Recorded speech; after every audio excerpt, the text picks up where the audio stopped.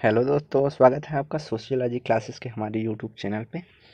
तो हम देख रहे हैं राधा कमल मुखर्जी के बारे में, उनके विचार क्या हैं, उन्होंने किन किन अवधारणाओं का प्रतिपादन किया है। तो इससे पहले हमने कुछ अवधारणाओं के बारे में चर्चा कर चुके हैं, जिसका भाग 1 और 2 में आप देख सकते हैं। और आइए आज हम इसका भाग 3 देखेंगे, क्योंकि वीडियो ज़्यादा लंबी हो जाती है तो अपलोड करने में थोड़ी समस्या आती है। इस कारण इसे 3 भागों में विभाजित किया गया है।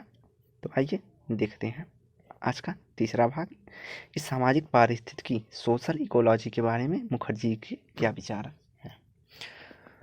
तो आइए, मानवीय विकास के लिए यह आवश्यक है कि वह समुदाय के सभी सदस्यों के साथ मिलकर रहें और साथ ही प्रकृति पारिस्थितियों के साथ मिलकर चलें।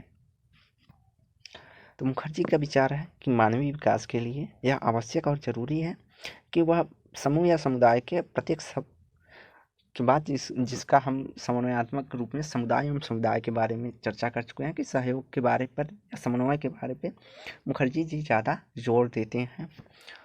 और इन्होंने कहा कि समुदाय के सहयोग के साथ साथ प्रकृति की परिस्थिति अर्थात प्राकृतिक परिस्थितियों के अनुसार मनुष्य अपना विकास करे, ताकि कि प्रकृति के साथ भी समन्वय स्थापित किया जा सके, अर्थात प्रकृति को भी ज़्यादा नुकसान न पहुंचाया जा सके। मुखर्जी कहते हैं कि सामाजिक जो पारिस्थितिकी पर लेखन इन्होंने बहुत ही अप्रतिम माना जाता है। क्यों माना जाता है, आगे विचार में देखा जाएगा। कि परिस्थिति पर सामाजिक, आर्थिक, राजनैतिक कारकों का भी प्रभाव पड़ता है। किसी व्यक्ति की परिस्थिति पर सामाजिक, राजनीतिक आदि कारणों का भी प्रभाव पड़ता है। इन्होंने कहा सामाजिक पारिस्थितिकी का अर्थ सीधा सीधा है कि मानवों का एक दूसरे के साथ संबंध है और पर्यावरण के साथ उनका सामंजस्य कैसा है। अर्थात मानव अपने विकास के साथ साथ पर्यावरण की सुरक्षा और सामंजस्य की स्थिति में अपना विकास करें। अपनी पुस्तक रीजनल सोशियोलॉजी 1926 में मुखर्जी ने मानवीय परिस्थितियों को समझाया है। इन्होंने कहा है कि मानवीय परिस्थितियों का अर्थ है कि पौधों, पशुओं, मानवीय समुदायों के बीच संतुलन का अध्ययन करना होता है। इन्होंने जो मानवीय परिस्थिति अर्थात ह्यूमन इकोलॉजी की बात कही है, इन्होंने कहा है कि पौधों और पशुओं और मानवीय समुदाय जो हैं उनके बीच संतुलन का अध्ययन ही मानवीय पारिस्थितिकी है। आगे इन्होंने कहा अमेरिका में प्रारंभिक पारिस्थितिकी अध्ययन करते हुए उनमें पारिस्थितिकी और संस्कृति के संबंधों के विषय में नहीं सोचा गया। जो अमेरिकी या पश्चिमी विचारक हैं, उन्होंने किसी संस्कृति या कल्चर को ध्यान में न रखकर केवल पारिस्थितिकी का अध्ययन किया है, अर्थात संस्कृति की अवहेलना की है। उनका मानना है कि संस्कृति संबंध ऐसे होते हैं जैसे पेड़ों और पशुओं के बीच होते हैं। तो इन्होंने कहा है कि मानव का संस्कृति से ऐसा संबंध होता है जैसे पेड़ों और पशुओं के बीच का संबंध होता है। आगे इन्होंने कहा मुखर्जी का विचार था कि यह ऐसे संबंध हैं जैसे जैविक आधार में होते हैं, लेकिन मानवीय समाजों में क्या होता है, पेड़ और पशुओं के बीच जैविक आधार का संबंध पाया जाता है, लेकिन मानव आधार जहाँ पे होंगे, मानवीय होंगे, वहाँ संस्कृति संबंध अति महत्वपूर्ण हो जाते हैं। क्योंकि व्यक्ति जो होता है एक संस्कृति के माध्यम से एक दूसरे से जुड़ा होता है, और मानवीय परिस्थितियों में यह जाना जा सकता है कि व्यक्ति की किस प्रकार की परिस्थिति में किस प्रकार के सामाजिक संस्कृति का निर्माण हुआ है। आद्य मूल्य परंपराएं महत्वपूर्ण बन जाती हैं, अर्थात परिस्थितिकी निर्माण सामाजिक जो आदत होती है वह व्यक्ति की परिस्थिति किस प्रकार की भौगोलिक परिस्थिति है, वहाँ पर मूल्य के निर्माण में इनका महत्वपूर्ण योगदान होता है। जिन मूल्यों में एक से एक होते हैं उन्हें सुदृढ़ता या अधिक होती है। तो इन्होंने कहा है कि जिन व्यक्तियों की संस्कृति या समुदाय या मूल्य एक जैसे होते हैं उनके बीच एकता पाई जाती है, अधिक पाई जाती है। अर्थात एक कल्चर के व्यक्ति एक दूसरे में मिलकर रहेंगे, वहीं अगर अलग अलग कल्चर के व्यक्ति अगर एक दूसरे से मिलते हैं तो उनमें थोड़ी बहुत विरोधाभास देखी जा सकती है। उसी प्रकार परिस्थितिकी का महत्वपूर्ण भूमिका होता है कल्चर के विकास में। ऐसा मुखर्जी का मानना है कि जो वैल्यू होते हैं उनके निर्माण में परिस्थितिकी महत्वपूर्ण भूमिका निभाती हैं। परिस्थिति संबंधी विचारों में के आधार पर मुखर्जी ने कहा क्षेत्रीय विकास को संदर्भित किया है। इन्होंने पारिस्थितिकी के आधार पर ही कहा कि प्रत्येक क्षेत्र का जो है अलग अलग से परिस्थिति और अलग अलग से मूल्य या कल्चर होते हैं, उस अनुसार इन्होंने क्षेत्रीय विकास के रूप की व्याख्या की है। इन्होंने कहा कि आर्थिक वृद्धि और पारिस्थितिकी के बीच संतुलन होना चाहिए। इन्होंने कहा कि आर्थिक वृद्धि के साथ साथ परिस्थिति का इस प्रकार से दोहन न किया जाए कि वह हमारे लिए नुकसानदायक हो। हमें विकास की भी आवश्यकता है और परिस्थिति अर्थात वातावरण की भी आवश्यकता है, इकोलॉजी की भी आवश्यकता है, सोशल सिस्टम की भी आवश्यकता है, इकोलॉजी सिस्टम की आवश्यकता है। तो उन्होंने कहा कि विकास इस प्रकार से हो कि दोनों में संतुलन बना रहे। पारिस्थितिकी संतुलन बनाए रखने के लिए इन्होंने देशवासियों के आह्वान भी किया। इन्होंने कहा देशवासियों के लिए आह्वान इसलिए कहा कि वे अपने उपयोग में इस प्रकार से उपयोग करें जिससे परिस्थिति को ज़्यादा नुकसान न हो, अर्थात पर्यावरण को ज़्यादा नुकसान न हो। अगर हम बिना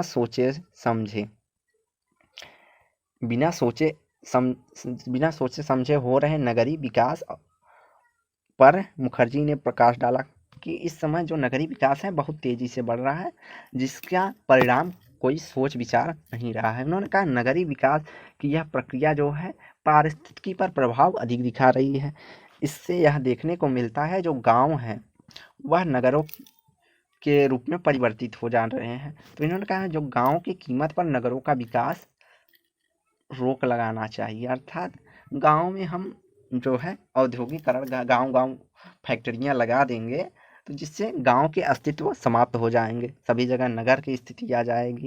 इन्होंने कहा कृषि की विभिन्नताओं को ध्यान में रखना चाहिए कि अलग अलग क्षेत्र में जो है अलग अलग कृषि की विभिन्नताएं देखी जाती हैं और उद्योगों का जो विकेंद्रीकरण होना चाहिए यह गलत है। तो इन्होंने कहा है कि उद्योगों का जो विकेंद्रीकरण हो वह गांव की कीमत पर नहीं होना चाहिए और किसी विशेष स्थिति को ध्यान में रखकर ही उद्योगों का विकेंद्रीकरण होना चाहिए, अर्थात वहाँ की स्थिति परिस्थिति इकोलॉजी के अनुसार ही वहाँ पर विकास होना चाहिए। जैसे आपकी पहाड़ों को काट कर रोड ना बनाना चाहिए, ऐसा इनका मानना है, जिससे कि लैंडस्लाइड जैसी अन्य परिस्थितियाँ आती हैं। मुखर्जी इस बात पर जोर देते हैं कि ज़्यादा चराई, झाड़ियों और पेड़ों का अंधाधुंध विनाश, खेती करने के गलत तरीके सारे क्षेत्र की परिस्थिति में असंतुलन पैदा कर देते हैं, जिससे लाभकारी वनस्पतियों का विनाश हो जाता है और अलाभकर परिस्थितियां या स्थितियां पैदा हो जाती हैं, जैसे सूखे की स्थिति, रेगिस्तान, ये सब समस्याएं उत्पन्न होती हैं किससे? ज़्यादा चराई से रेगिस्तान, झाड़ियों पेड़ों के अंधाधुंध विनाश से और खेती के जो गलत तरीके हैं, अर्थात जैसे झूम खेती में एक बार वन की कटाई करके उस पर खेती एक बार करके फिर उसको छोड़ दिया जाता है, फिर अगले जगह वन की कटाई करके। तो ऐसे खेती की जो तरीके हैं इनमें परिवर्तन लाना होगा जो कि पर्यावरण को या वनस्पतिक परिस्थितियों को असंतुलन पैदा कर रही हैं। इन्होंने कहा इसका परिणाम होता है मिट्टी का विनाश हो जाता है, भूमिगत जलों में कमी हो जाती है, जल वृष्टि में कमी होती है, मरुभूमि का विकास होता है, नदी सूख जाती है, वायु के बहाव से, हवाओं के बहने से कटाव होने लगता है मिट्टी का, आदि समस्याएं उत्पन्न होती हैं। तो उन्होंने कहा औद्योगिक का विकास में पारिस्थितिकी मूल्य कम ही प्रयुक्त किए गए हैं। जो औद्योगिक विकास है वह इसमें पारिस्थितिक मूल्यों की चर्चा नहीं की गई है, अर्थात पर्यावरण को ध्यान में रखकर औद्योगिकरण का विकास नहीं किया गया था, जिसका परिणाम इस समय समाज को देखने को मिलता है, जैसे ग्लोबल वार्मिंग, ओजोन परत, बाढ़, सूखा, ये सब जो है परिस्थिति के असंतुलन पैदा होने के कारण उत्पन्न हुआ है। इन्होंने कहा भौगोलिक पर्यावरण के साथ मनुष्य के सामंजस्यता का भी संबंध होना चाहिए, उनके मूल्य भी जुड़े होने चाहिए, कुछ नैतिकता भी जुड़ी होनी चाहिए, जिससे व्यक्ति को यह आवश्यक हो कि इन मूल्यों में नैतिक आचरण होना चाहिए। जहाँ औद्योगिकरण के दौर में व्यक्तिवादी हो जा रहा है, वहीं मुखर्जी कहते हैं कि जो भौगोलिक पर्यावरण के साथ व्यक्ति का सामंजस्य होना चाहिए, नैतिक मूल्य जुड़े होने चाहिए, जिससे कि समाज के हित के बारे में सोचकर विकास किया जाए। आगे मुखर्जी के कुछ प्रमुख नोट्स हैं कि मुखर्जी अपने आप में एक अर्थशास्त्री के रूप में स्वीकार करते हैं। तो सर्वप्रथम हमने चर्चा की थी कि मुखर्जी जो है उन्होंने 5 वर्षों तक अर्थशास्त्र सर्वप्रथम पढ़ाया था। इसके बाद इन्होंने मनोविज्ञान, समाजशास्त्र और अर्थशास्त्र के बारे में, राजनीति शास्त्र के बारे में पढ़ाई या अध्ययन और अध्यापन शुरू किया था। आगे कहते हैं सामाजिक विज्ञानों में उन्होंने अर्थशास्त्र को विशिष्ट तथा मूल माना है। इन्होंने कहा कि सामाजिक विज्ञानों में अर्थशास्त्र जो है सबसे महत्वपूर्ण विषय है। गुन्नार मिंडल ने कहा है कि हम ऐसे रहते हैं कि सूरज पश्चिम में उगने का मुंह देखता है और पश्चिम इन विचारों को तीसरी दुनिया में प्रत्यारोपण कर दिया गया है। तो गुन्नार मिल्डर कहते हैं कि आज व्यक्ति यह कोई भारतीय समाजशास्त्री या एशियन समाजशास्त्री यह देखता है कि उसके विचारों को जो है जब पश्चिम में वरीयता या मान्यता मिलेंगी तभी वह विचार जो है पूर्ण रूप से विकसित माना जाता है। तो ऐसा गुन्नार मिंडल कहते हैं कि हम तीसरी दुनिया के ऊपर पूर्णतया निर्भर हैं, अर्थात विकसित देशों के ऊपर पूर्णतया प्रत्यारोपित हैं। आगे भारतीय समाजशास्त्र के वे जनकों में से एक रहे हैं। तो भारतीय समाजशास्त्र के जनकों में से एक रहे हैं। तो एक महत्वपूर्ण बात की हम चर्चा कर लेते हैं। कभी कभी जो भारत में समाजशास्त्र के जनक अगर पूछा जाता है तो भारत में समाजशास्त्र का जनक के रूप में कभी कभी घुरिये ऑप्शन में नहीं रहेंगे तो और राधा कमल मुखर्जी वहाँ ऑप्शन में रहते हैं। तो राधा कमल मुखर्जी सही होंगे, कहें कि कई बार एग्जामों में ऐसे क्वेश्चन आ चुके हैं जो कि कन्फ्यूजन क्रिएट करते हैं। तो इनकी भारत में समाजशास्त्र की बढ़ाने में या प्रसार करने में बहुत महत्वपूर्ण भूमिका रही है। तो नींव रखने में इन्होंने तर्क दिए और प्रस्ताव दिए हैं समाजशास्त्र को स्वयं से कैसे विकसित करना चाहिए, कैसे इसके प्रसार या विचारों को व्यक्त किया जाना चाहिए या प्रसार किया जाना चाहिए। इसमें राधा कमल मुखर्जी जी का महत्वपूर्ण योगदान रहा है, जिस कारण इन्हें समाजशास्त्र में घुरिये के बाद सर्वाधिक महत्वता प्रदान की जाती है, अर्थात इन्हें घुरिये के बाद समाजशास्त्र का पिता इन्हें माना जाता है। तो कुछ इनके महत्वपूर्ण पुस्तकों के बारे में चर्चा कर लेते हैं। तो इनकी पुस्तक है the three way of the transcendentalist religion as the social norm 1929, the sociology and mysticism 1931 और the theory and art of mysticism 1937। तो महत्वपूर्ण पुस्तक जो है उनके बारे आगे महत्वपूर्ण इंपॉर्टेंट लिखा है। तो the foundation of Indian economics 1916 में इनकी पहली पुस्तक थी। यह बहुत ही इंपॉर्टेंट है क्योंकि बार बार एग्जाम में पूछा जाता है। The rural economy and India 1926, the regional sociology 1926, यह भी पुस्तक पूछी जाती है। The land problem of India 1927, यह भी क्वेश्चन मोस्ट इंपॉर्टेंट है। आगे introduction of social psychology 1928, the field and farmer of Awadh 1929, regional balance of man 1938, the man and his habitation 1940, the institutional theory end of economics, the institutional theory of economics इनकी most important पुस्तक है जो बार बार exam में पूछी जाती है। तो यह 1900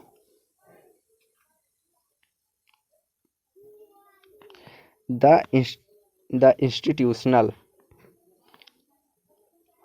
40 में यह पुस्तक आई है, the institutional theory of economics 1940 में। तो यहाँ थोड़ा कट गया है।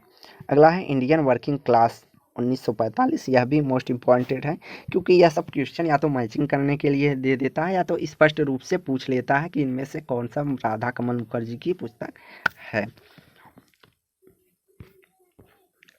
आगे है the social structure of values, तो मूल्यों के समाजशास्त्र के पिता के नाम से जाने जाते हैं।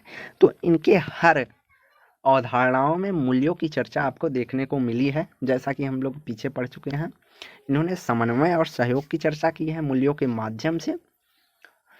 अगला the dynamic of the morals A socio psychological theory of ethics, the dynamics of morals, A socio psychology theory of ethics, यह भी इम्पॉर्टेंट है। इसके अलावा इंटरकास्ट टेंशन के को ऑथर रहे हैं, 1951 में यह पुस्तक आई है।